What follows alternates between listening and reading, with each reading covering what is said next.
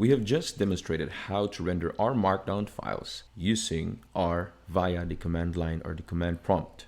However, the general public find it very hard to deal with command line interface, especially when we are attempting to edit the R Markdown files that will suit what we need or what we like. So we need to find an interface other than the command line. And the very popular one is to use RStudio, the RStudio IDE.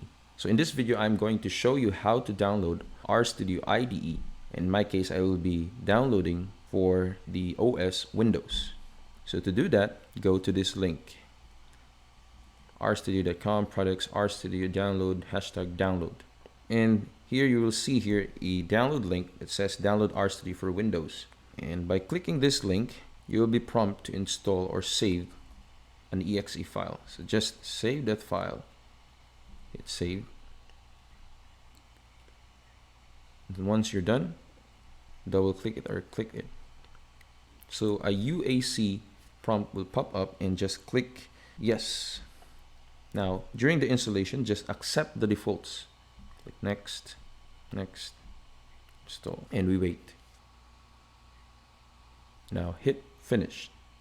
Then you're done installing RStudio. In the next video, I'm going to show you how to use RStudio to edit our R Markdown file